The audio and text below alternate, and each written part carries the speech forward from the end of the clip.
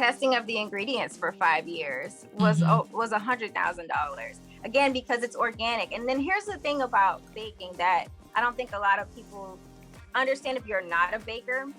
Baking is unforgiving. So if I put a recipe together and let's say I add too much baking powder, Mm-hmm. right?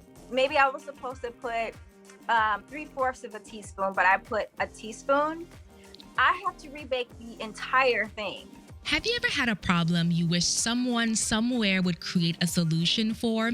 Well, today's guest, Nubian Simmons, not only had a problem, but found a solution for herself and millions of others around the world. See, Nubian is allergic to milk and eggs, and as a result, she couldn't just indulge in any desserts she came across.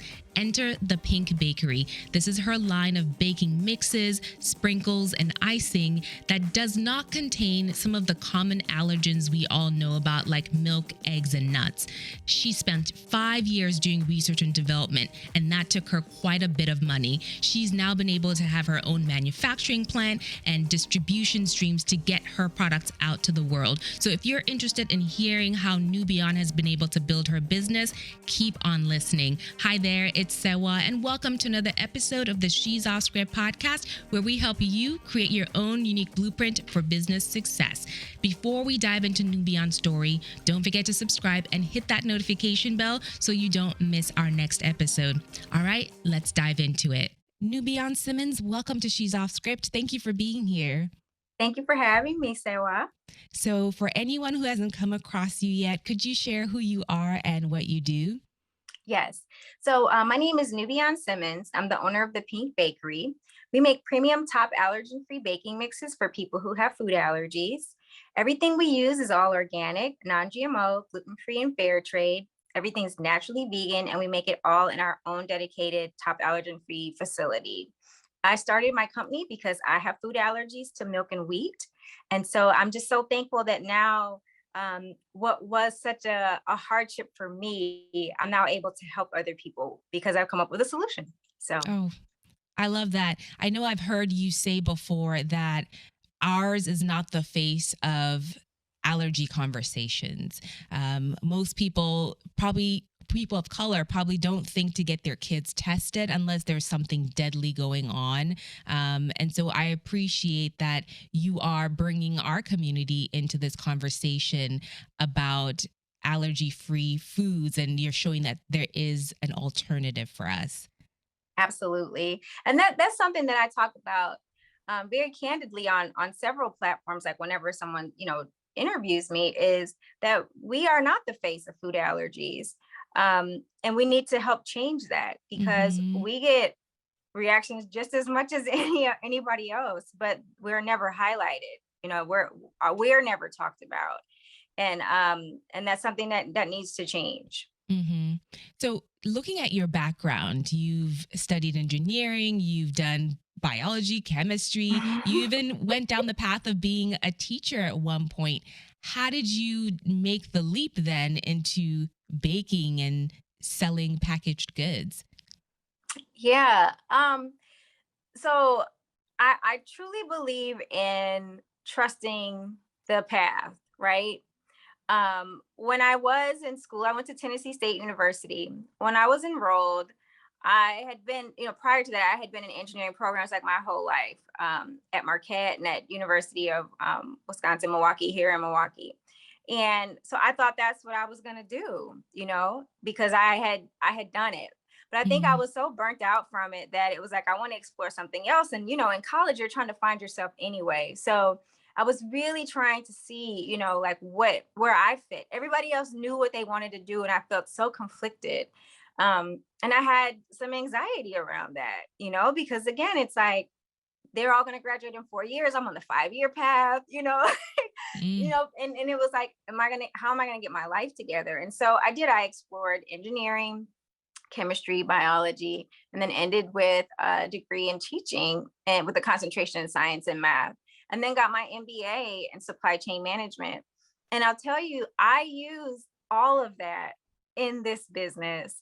And I'm so thankful that I went down all those paths again, not knowing where it was going. Right. And my Mm-hmm. mother, you may have heard me say this, she was telling me, like, you got to get your life together. Like, you have to figure it out. Right. Um, But I'm so glad that I was able to explore those areas because again, I used all of them in the Pink Bakery. You asked, how did I get here? um, so I'll say this. I believe that we are all put here for a purpose. You can try to run from it because I did. I Yeah. tried to run. I did not want to do it because I didn't understand how I was given that assignment. I was not a baker. And again, I have allergies, so how can I bake, without these foods? Like, who Mm, even thought of that, right? Like, is mm-hmm. that even like a thing that you can have allergen free, not just gluten free, not just dairy free, because I'm allergic to milk and wheat, right? But completely allergen free. I had never heard of that before. And so to be given that task, I started looking around at like, were there natural culinary schools? Like, could someone teach me? Because again, I'm getting this message and he's not stopping the message. Mm-hmm. It's like there's more and more pressure that's coming to me to do it. And I didn't know how. And so I finally just like was like, okay, fine, I'll do it. Again, where do I start? Like, Mm-hmm. you want me to do this, show me how to get to this path, get to the path you want me to be on. And he put me on the path. Again, like you said, it took me 5 years to not only learn how to bake without eggs, without milk, without wheat. Yeah, I think milk was probably easier than eggs and wheat. Like eggs was tough. Woo, eggs was tough. But um I did finally figure it out, and I understand now why he did give it to me, because I am that perfectionist. I do have that science and engineering mind, and to Mm-hmm. me, I looked at these baked goods as equations. You know what I mean? Like, how Mm-hmm. do I break this down? How do I build this back up? Right. Um, and again, do it in a way where it's beautiful. Like, I Right. didn't want to be subjected to having to eat for the rest of my life things that had poor color. They were not appealing. The Mm. taste, like visually, they weren't appealing, and then the taste was awful. Like, I didn't feel like I enjoyed my food when those items were given to me, and I wanted a different experience. I Mm. wanted to enjoy my food. When food's good, you dance. Exactly. You I hum while you wanted eat that. it. Mm-hmm. Yeah, yeah. I wanted that. And so I worked so hard on my mixes because it was something for me. I didn't have any intention on having a food business. I didn't know that's where this was going until we started to let other people taste test, because I wanted to make sure it was good, not only for me and someone who had an allergy, but I wanted to make sure people who didn't have allergies enjoyed it too. So my siblings and my mom, who do not have the same allergies that I have, were my taste testers. And they were brutal. And I'm thankful that they were because they made sure that it was newbie approved, because they know how I am. So they would Mm-hmm. say, nope, that's not it. Keep going, keep going. So I'm thankful to them forever for that. But yeah, so again, we finally got it to a point where they were beautiful. They tasted amazing. First of all, they're safe, right? That's number one. Mm-hmm. But then they're beautiful, they taste amazing, and they're easy to make. The other thing that I saw in the marketplace was people would say that they were free of the allergens, but then you have to add allergens to make it. And that Which didn't make makes sense to no me. sense. Or there's like the fine print process in the facility that may use nuts, da da da. And I'm just like, well, what was the point then?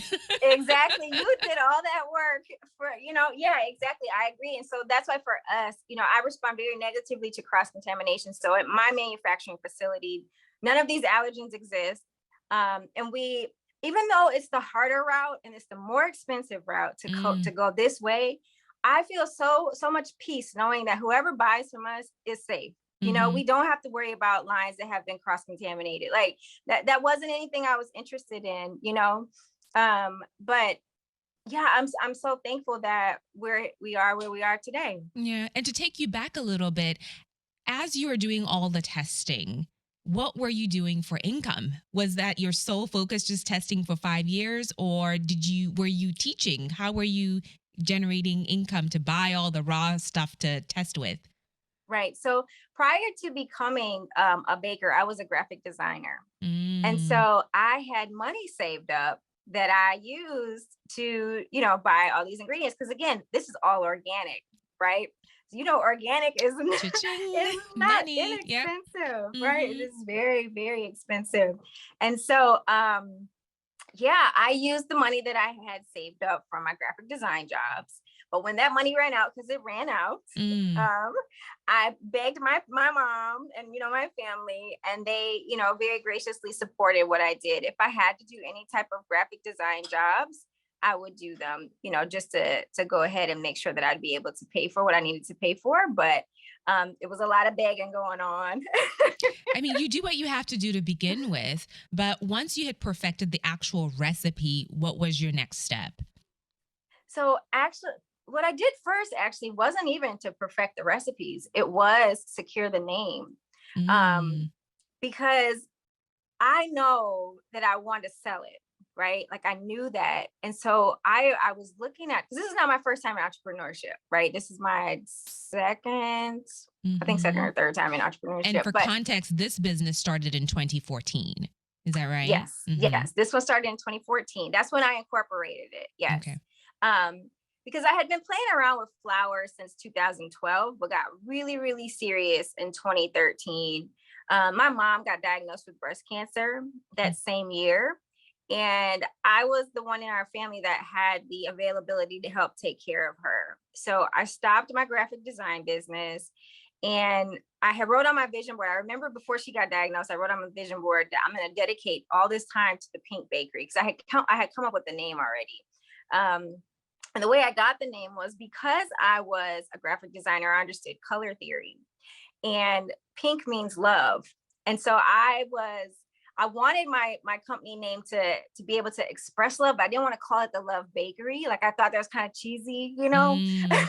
even though that's how I felt, because I knew I was going to put so much love and care into what I was giving my customer, but I just didn't want to call it that. I felt like there was something that could be more marketable. Mhm. And so again, in color theory, pink means love. And so I looked up the URL to see if it was available, and it was. And I said, let me get that. Yep. So once that was secure, then I moved into making sure that our foundation was set, so that we owned our trademarks, that so like federally own our trademarks, that we got with our lawyer to make sure that our S corp and all those documents were in place.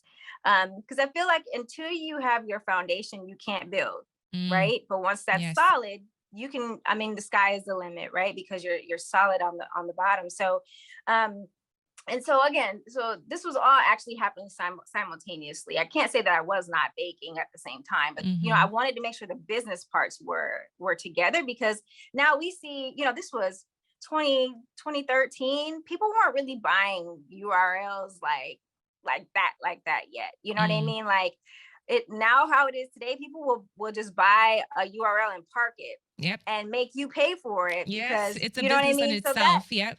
yeah, like it really wasn't like that back then. But again, I knew if something was available, I needed to go ahead and get it. Mm. So yeah, so then I finally finalized all the mixes. We went through all the shelf life testing. And the next step was really, I had been Sorry, asked to I come. don't want to Oh, gloss over that oh. because in order to create something that's edible and safe, I feel like there are multiple steps you have to go through. So you mentioned shelf life testing was one of them, but even before that, in order to be able to certify to people that this is in fact safe, how did you find the facility that you're using in order to, first of all, create it?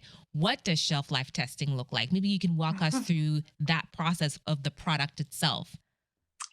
So before I went to market, I was baking at my house. So this was Mhm. before anybody, I had brought it out to anybody, because I Mm. needed to make sure that it worked. You know what I mean? So Mhm. I was baking in my own home. But when I was asked to go to Memphis to work with St. Jude, we had a dedicated space. So what a dedicated space looks like is a place where there wasn't any food prior to. So like it's like a second generation type of restaurant we wouldn't be able to be in.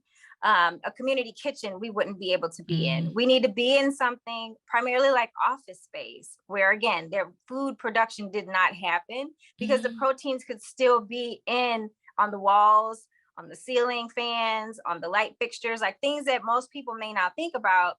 I'm thinking about, because I understand how, especially if you look at like flour, like it just plumes, right? Mhm, Well, that mhm, goes somewhere. It mhm, disappears. We see it's gone, to the eye, but it goes somewhere else. And so it's sitting on, the lamps and things of that nature. So anyway, you have to deep clean, first of all, to make sure and sterilize everything to make sure that, again, the space is clean. And then you have the state come in and check you out and certify you and make sure that, the soap even that you're using, that you have the documentation on that. And you understand about bleach. And I mean, like there are so many different facets to something like that. With the shelf life testing, you say, what does that look like? It looks like sending it off to a lab, 3 samples of each, and they test it for water activity. They test it for the oxygen transfer rate. So they're checking all of these things to make sure that whatever type of packaging you're going to put that product in mm, will be able to sustain the product while it sits in that package. I learned a lot about packaging with our shelf life mm, because I was testing my actual baked goods and the mixes. So I got both tests done on all of them. And it was fascinating to see, the difference with a baked good product versus a mix, where our mixes are good for 9 months and really indefinitely, but for 9 months, as long as there's no water activity and not a lot of sunlight, because again, the mhm, sun generates, the heat, which then generates the moisture. So versus our baked goods, where they're good for like 7 to 10 days, right? mhm, And even getting like mold inhibitor testing done, like to make sure that, based on a certain amount of time, how much it will mold grow or what other mhm. bacteria may, form on your product. And so, it's that, again, me having that science background, Mhm. like I loved that part, you know what I But mean? my Like getting finance to see how. background has started populating a spreadsheet. How much did this all cost you? And were you financing it all with your graphic design work? Again, graphic design and family, graphic Wow. design work and family. And But if you then don't when mind we sharing, how much did it take you to get to the point where you were ready and approved to offer products to consumers? $100,000 And over what span of time? easily, easily. That was all the testing. Mm, The testing of the ingredients for 5 years was mhm, $100,000. Again, because it's organic. And then here's the thing about baking that I don't think a lot of people understand. If you're not a baker, baking is unforgiving. So if I put a recipe together and let's say I add too much baking powder, mhm, right? Maybe I was supposed to put 3/4 of a teaspoon, but I put a teaspoon. I have to rebake the entire thing. So I Ooh, have to add all the sugar, the same amount of sugar that I just used, the same amount of cocoa I just used, the same amount of everything I just used mm, for that 1/8 of an inch, or not inch, um, of a teaspoon ounce, or one mm, eighth of an ounce or 1/4 of an ounce of the baking powder that I just put in that. So you have to do it that way, because when you're dealing with natural products, we're not using yeast or anything in our leaveners. We don't have mhm, eggs, right? So mhm, we had to figure out how to use the leaveners that were safe for everybody. But you have to inch that are, it's like a trial and error each yeah. time, but you're using so much product every single time.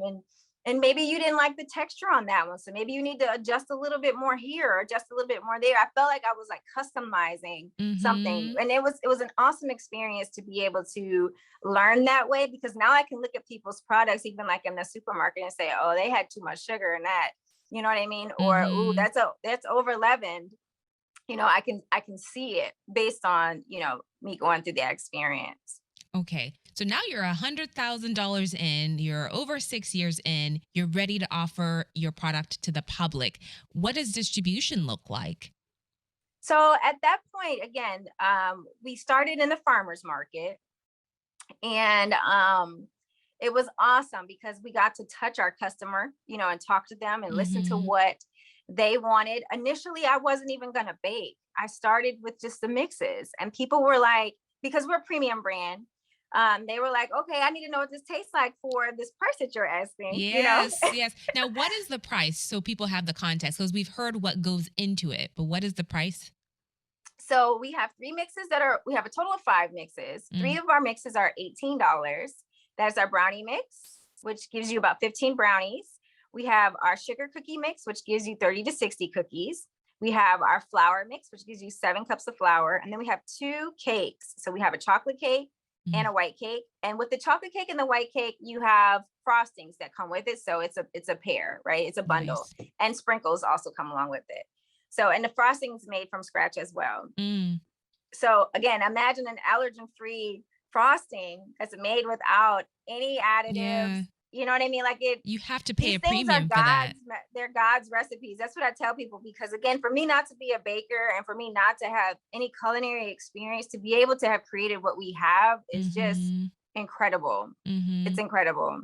It is. So back to distribution. People wanted to taste these. Yes, people wanted to taste it. So sorry. People wanted to taste it. So I, who was never a baker, decided to start baking. What I did was, like, the way that I rationalized it to myself was, let's pretend that each cake order that we get is um, a graphic design piece that you're making, right? Mm. So if you look at any of the things that we designed or that we made, if you go down like our Instagram page, like further down, you'll see it's their art.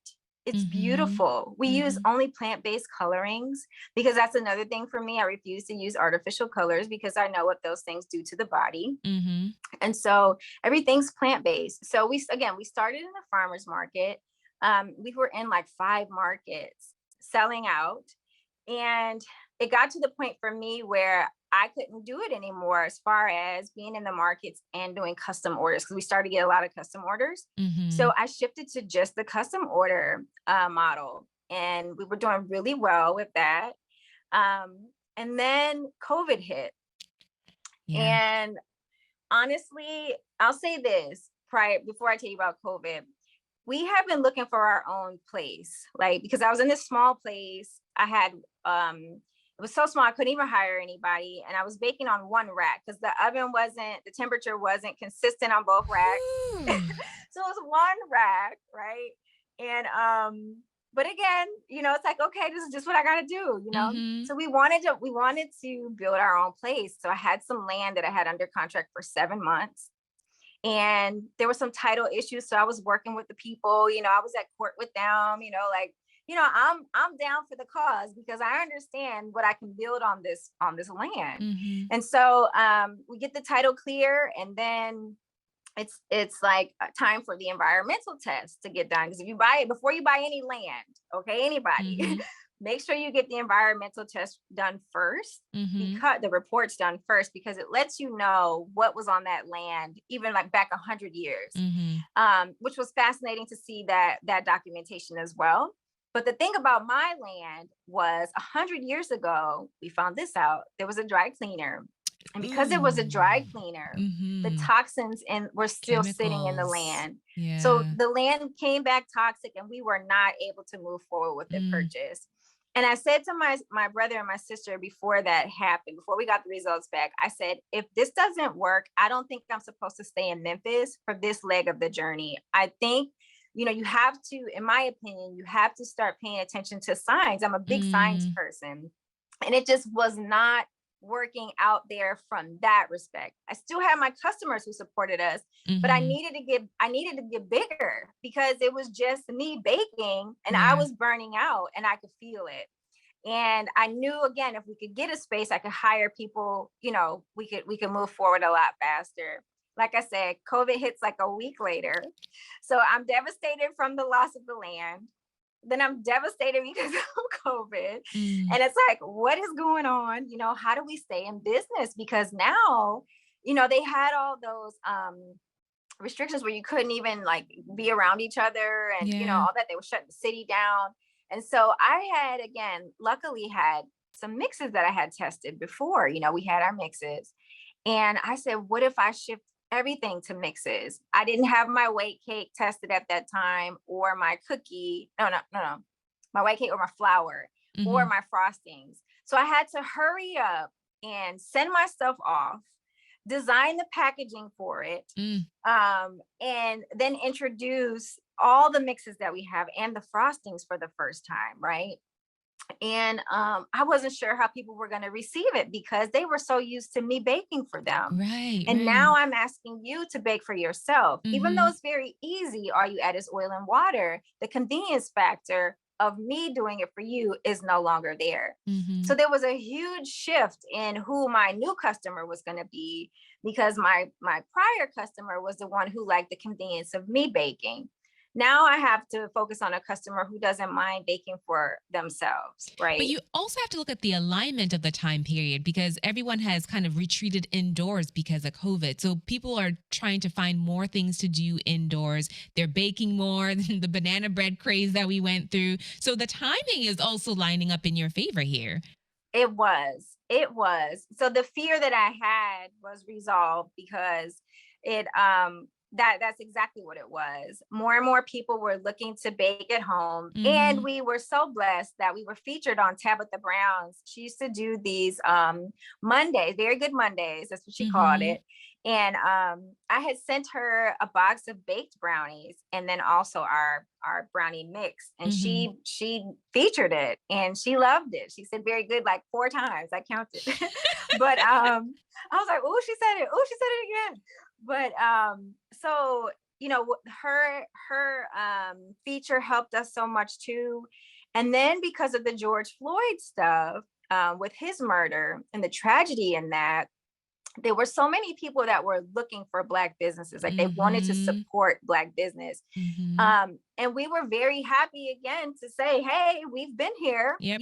buy from us. Mhm. And the great thing about the mixes was that I was able to now ship them everywhere. Yeah. Whereas with the baked goods, the concern was always, will there be damage? Mm. Because I'm a stickler for the appearance. Yeah. If the appearance was wrong, like even if there was a smudge of frosting, that was like Mhm. off from the way I put it, I felt like that wasn't a good representation of what the Pink Mhm. Bakery is, But it can also be cost prohibitive because I know there are people who've partnered with, I think it's called Good Belly. I want to say that they sell like ice cream and they'll be your shipping and packaging partner for that. But that comes at a cost too when you're first starting out. It does. And so we weren't able to afford anything like Mhm. that.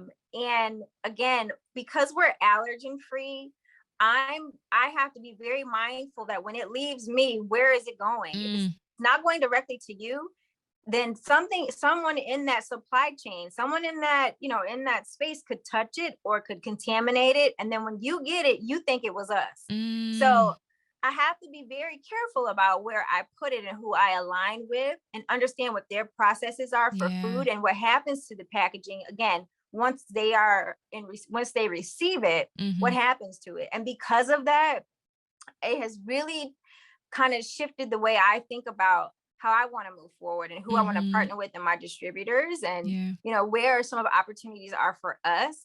They are not in some of these large scale places because I don't want to deal with the issue of cross contamination. Mhm. But what it has led to, and I don't, is it okay if it's just organically going to this place and I tell you about this Oh, of now? course. Yeah. Okay. What it has led to is a partnership with Marquette University that was Mm. just announced I on saw Wednesday. that. I saw that. Yeah. Yeah, yeah, thank you. And the reason why we were able to move forward is when we were having our negotiation in our meetings, and I told them that I've had a lot of people interested in the Pink Bakery and what it is. However, if they do not have a dedicated kitchen, I will not sell it to them because Mhm. I will not put the customer or the student in this case in harm at all. Yeah. I already know my mixes are safe, but if I take these beautiful, safe mixes and put them in your kitchen that's contaminated, now my mixes are contaminated. Mhm. Student again is going to think that they're safe because they see the pink apron, they Mhm. see the name, they think it's safe, but then it's not because now it's contaminated by your kitchen. So Yeah. again, it eliminates a lot of potential business, but Mhm. at the same time, it gives me and my partners, because they were saying to me that they really appreciate that I feel that way, that I'm not Mhm. just trying to sell this anywhere. Right. I mean, of course, I would love to make a lot of money, right? Like, Mhm. of course, but not at the expense of anyone getting sick or any customer having to deal with, having to to make the decision, do I want to take a chance today and eat a piece of cake that, I Mm-hmm. might get sick though? Like we Mm-hmm. shouldn't have to make those types of Mm-hmm. decisions. So Yeah. I'm only looking to partner with places that have dedicated kitchens and facilities, and those will be the people that I work with. Okay, so how are you thinking about growth then, given that not only have you moved states for your business, but your brick and mortar facility fell through, you still need to hire people because, you can't get to the next level with just you. So how are you looking at growth going forward? That's right. So we built a manufacturing facility, and it's a dedicated manufacturing facility. Mhm. And it's again, like I said, it's free of all of the allergens. We have plans very, very, very soon to hire 4 people. Two of them will be in production. And the other ones will manage, one will manage the office and the other will be over like shipping and receiving. Mhm. What I wanted to do was first go get the bag. Like I wanted to make sure I got the money first. You know what Yeah. I mean? Before Mhm. I hire people, because I didn't want it to be a situation where I'm paying them low wage job, like a low wage. Like I Mhm. refuse to have you come work with us and I'm paying you $10 an hour. I feel like everyone should have a livable wage and should be able to live comfortably. You know what I mean? And Mhm. so if I could go and get the business first, and a lot is actually drumming up, because I'm staying in my lane and I'm staying true to Mhm. keeping my customers safe, and my partners are hearing that. Um, it's interesting. I don't want to say weird. It's amazing how that's happening. And again, like I will not sell it. Like I have told people no, Mhm. Mhm. because they wanted to be in places that I don't feel comfortable asking my customers who have allergies to go into that space. So Mhm. it's and then there's the e-commerce space. We have that. Like we just shipped some brownies to the number one international law firm here in the United States. They ordered some brownies from us for gifts Mhm. for their lawyers. So it's just finding different ways. You don't always have to go the same traditional routes of retail, Mhm. and that was the thing for me, shifting from baking. I thought that was the way I was supposed to go. And I started reading and learning about it and the wholesale costs and the distributor costs and all these costs. And it's like, it's killing your margin. And I was like, Mhm. I don't think that's the way I want to go. Like, Mhm. I want to go these other ways, Right. where we could retain that margin, and build some good relationships with some companies that have um, a lot of brand equity, and brand awareness, and can help us, if we partner with them, Mm. expose us to people that we would have never been able to reach on our own because we are small. And that's what I said in my interview at Marquette the other day. It's This partnership is between the Pink Bakery and Sodexo. Well, Sodexo is a large food Yeah, manufacturer. they are. Their reach is global. Lots of So being able to locations. be on Mhm. their being on their radar, and partnering with them again takes the Pink Bakery places that I myself would not have been able to take it. So Mhm. I have no ego around saying what I know and what I don't know. And but what I know how to do is go find people who do know how to do that, Mhm. whatever it is that I'm looking to happen, and have them help us. Mhm. So I love that you said you know what you don't know. Along the way, could you share where you went for support and knowledge and mentorship as you were building your business? Yes, I went to anybody who within the communities I was living in would listen and help. So like in Memphis, for instance. Well, I'll back even further. I went to, like I said, I went to Tennessee State. So I was in Nashville, Mhm. and I was in what's called the Business Incubation Center. And in that center, they made sure that they helped us learn about legal, finance, marketing, PR, right? Like these were monthly topics that we were exposed to. So Mhm. that was probably like the first time that I was exposed to those things. But I feel like as a business owner, it's important to continue that education, because there's so much to learn that Mhm. 2 years in a program, like you're not coming out like I know everything, Right. and everything changes too. So that was the first one, was the Tennessee, the small business, oh Lord, so many, So many incubation programs. center. Yeah. Mhm. But in Memphis, I got involved with the Tennessee Small Business Development Center. and was asking again, my mentor at the time, or my coach, how do I do this banking stuff? I've never got a bank loan before. Like, how do I finance? Like, what does Mm-hmm. all this finance stuff mean? What does a balloon payment mean? Like, what Mm-hmm. is all this stuff? Because you have to be careful and not go into any type of deal desperate, because Right. you'll sign up your life away, and you don't need to do that. So you need to have people who are well versed in contracts, and again, and being able to read what that bank is saying to you when it came to contracts. Because again, we were looking at all these properties that we were looking at, and we had put in several offers, and so having a broker to be there to help you understand what the other side is saying. And so Tennessee Small Business Development Center, I was involved in the Emerging Leaders, the SBA Emerging Leaders program, so Mm-hmm. I got a lot of knowledge from there. Here in Wisconsin, I found the Small Business Development Center again, so I'm Mm-hmm. I'm involved with them here. And then also there's an organization called WIBIC, which helps women-owned businesses, support them with classes and mentors and finance. That's who we Mm-hmm. got our loan from. There's another organization called the Near West Side Partners, who have just been incredible partners here. So really, like, any and everybody that I could find that is focused on business, Mm-hmm. Were specifically these for paid? minorities. Were these No, paid it programs? was all And free. that's amazing to highlight because we get caught up in the online space where everyone has a course or a coaching program or whatever the case may be. And sometimes it's cost prohibitive to someone who's new to business. So just knowing that your community has all these free resources that you can certainly take advantage of. Free. And here's the thing. I feel like a lot of people, like you just said, you feel like you have to just take this course, because if I take her course in 30 days, I'm going to know everything there is to know about Yeah. business, right? Yeah. No, you're not. You're going to be confused and overwhelmed because it's so much information, right? Because I did enroll in a class. I enrolled in a class that would supposedly get you retail ready, right? And as I was taking her course, it was well worth the price, but it was overwhelming because it was so much information and it was a whole nother world.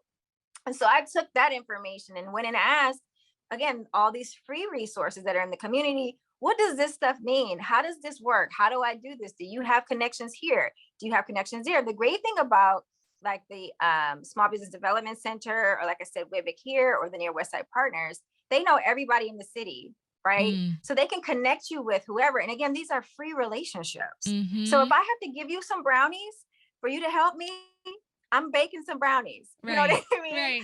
So but I'm coming in giving. I'm Mm-hmm. coming in giving, and I'm letting them know that I'm willing to work hard. I just left the city, unfortunately, because of COVID, but I'm still trying to keep going. Mm-hmm. We've had to pivot, we've had to shift, but the desire to still help people is still there. So, but I would say to take advantage of every free opportunity, because they're there, and because COVID hit, there was this huge push for people to want to give Black women money. Yeah. The And so grants. Yep. I tried to sign up for everything I could. We didn't get it all, but we were blessed to receive some grants. One of them was from Beyonce, you Mm. know.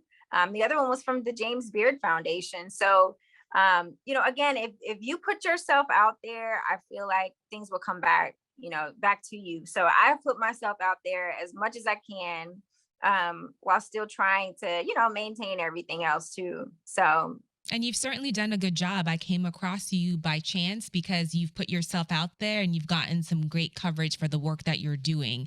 So, for thank you. anyone who would love to support your growth or has kids like I do who have allergies and want to order some of your brownies and other baked goods or package or mixes rather, Yes, the mixes, yes. where can we find you?